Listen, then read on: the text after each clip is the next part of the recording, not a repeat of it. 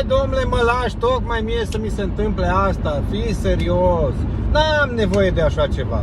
Siguranța, pentru mine, este pe primul loc. Când vreau să achiziționez un serviciu sau un produs, întotdeauna siguranța o pun pe primul loc. Și după aceea prețul. Sunt Norbi de la Prima Assistance și azi sunt curios, tu, pe ce loc pui siguranța când urmează să achiziționezi un serviciu sau să contractezi un serviciu? Și azi vă voi povesti o întâmplare cu un client. Un client mai vechi. I-am mai transportat mașina din România în Germania. Acum acel client dorea să îi aducem mașina înapoi în România. I-am făcut oferta și după vreo jumătate de oră îmi scrie și îmi spune: Norbi, îmi pare rău, de data asta voi lucra cu altcineva pentru că este o diferență de preț. Adică prețul meu era mai mare. Ok, nicio problemă, nicio supărare, dar cum bine știți și cei care mă cunoașteți și cei care ați mai lucrat cu mine, chiar vă rog să scrieți în comentarii și să confirmați sau să infirmați. Încerc întotdeauna să ajut omul și să-i dau cea mai bună soluție, nu neapărat cea mai scumpă, cea mai optimă. De multe ori și mai ieftină decât oferă alții. Vin cu variante. Și până la urmă omul pe banii lui alege. Alege varianta mai ieftină, alege varianta mai scumpă, mai rapidă, mai lentă, în fine. Ok. Nicio problemă. Eu i-am pus întrebarea ca să încerc să-l ajut. Te rog frumos, clientule, să te asiguri că acea firmă care e mai ieftină ca noi să aibă asigurare, cere-i să-ți prezinte polița de asigurare de bunuri și să-ți prezinte că el e o entitate juridică.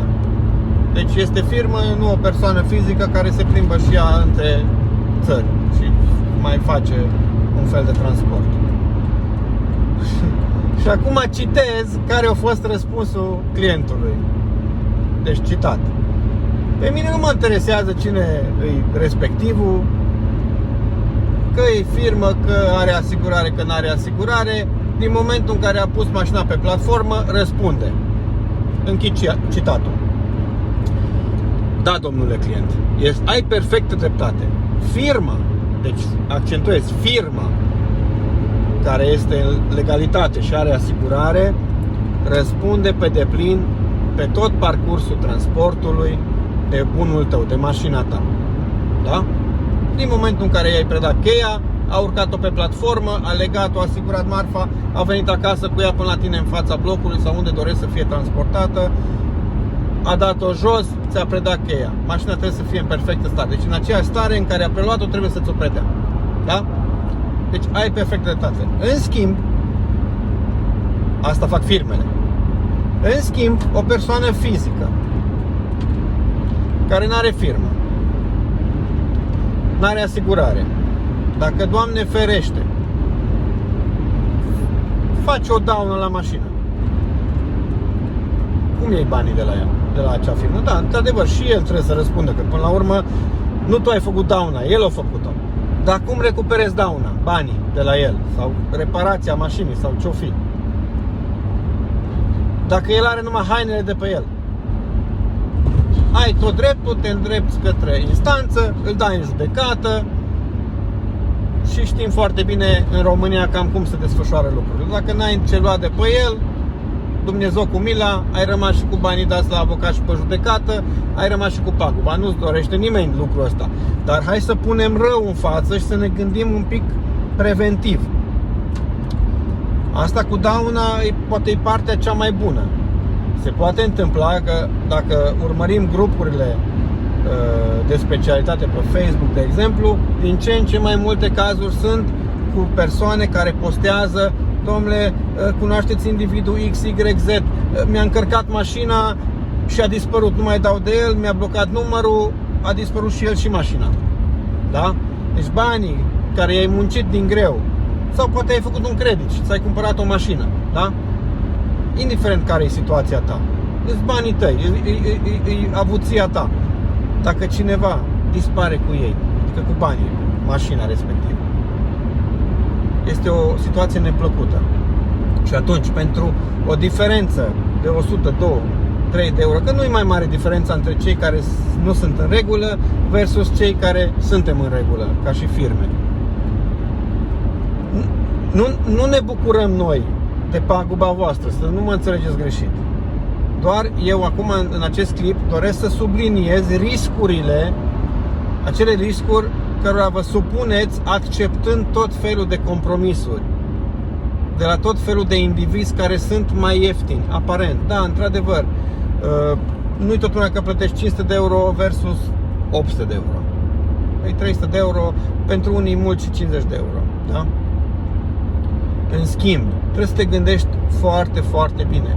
Merită riscul? Sau mai bine strâng din dinți și pun acea diferență și lucrez cu o firmă care este în regulă, are asigurare.